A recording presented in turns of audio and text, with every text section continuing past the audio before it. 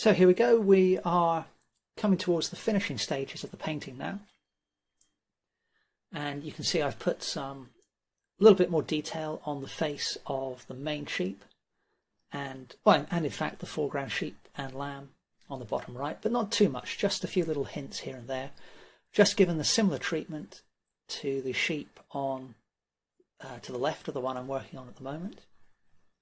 And I'm currently just enhancing some of the outlines using my small round brush and some ultramarine blue to just lift out the outline of the animal a little bit from the background.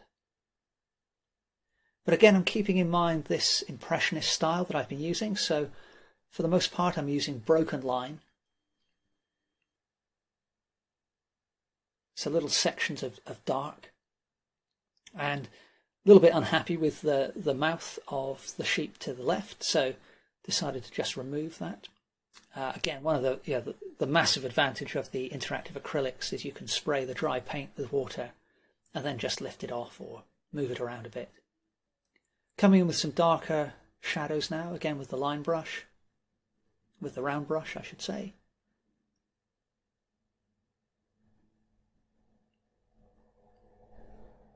So I'm just picking out a few details here and there to bring the viewer's focus to this main sheep. So we've got a stronger contrast on this animal, brighter light, darker shadows, more definition, more detail, and the hope being to make this animal the focus of the painting and also bring it forward relative to the other sheep.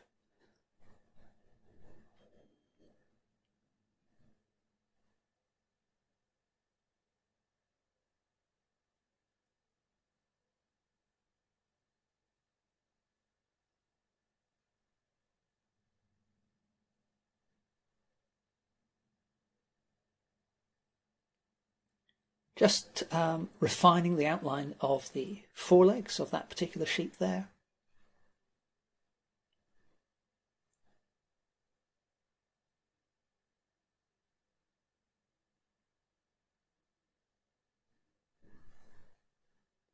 Same treatment for the rear legs, and in fact I've barely depicted the rear leg, which I've just popped in there in shadow. So it can be really easy to miss little details actually. I think because as artists we tend to look at a scene or a subject and then obviously we have to select which bit we're going to draw first and then which bit we're going to draw next and so on and so on.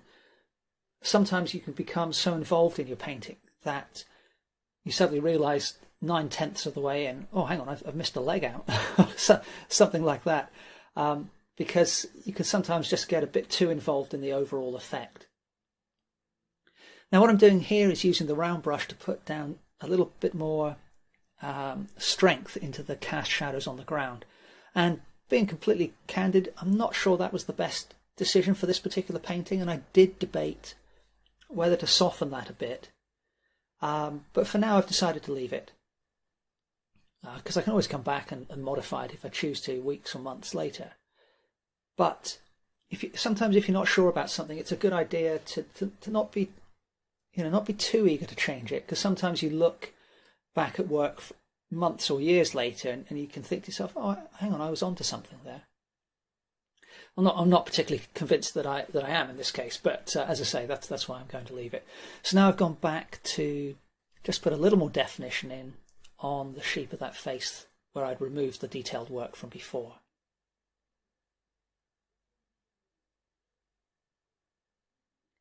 Now notice how, I mentioned this before, but notice how these foreground sheep on the bottom right of the painting, they almost disappear. Certainly the one on the far right almost disappears into the background, and as I said, I'm quite happy with that. So the traditional approach is to have distant objects be less detailed and foreground objects be more detailed. But I like to play around with that and sometimes have foreground objects which are not very detailed either. And so that's why I'm leaving those bottom right animals with a similar treatment to the background animals. I'm currently adding a little bit more dark shadow, dark lines to the left hand of the two main sheep. And so this one's getting quite close to completion now. I did debate about putting some more detail into the eyes of the main sheep, but decided to leave that in the end. So just a few shadows on the ground there. And so here is the finished painting. So I'm quite pleased with the way this one turned out, actually. I like the composition I've got here, the arrangement of the animals. I really like the lightness of treatment of the background animals and trees.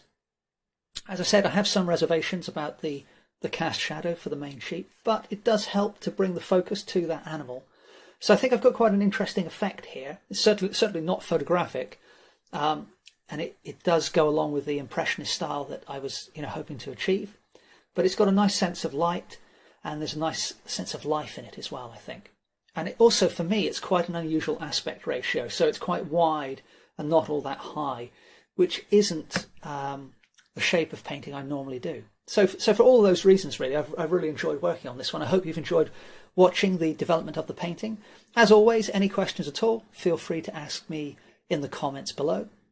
Please remember to hit that like button. And if you're new here, then please remember to subscribe to the channel. And once you've hit the subscription button, a little bell pops up. And if you press that, you'll be notified every time that I post a new video.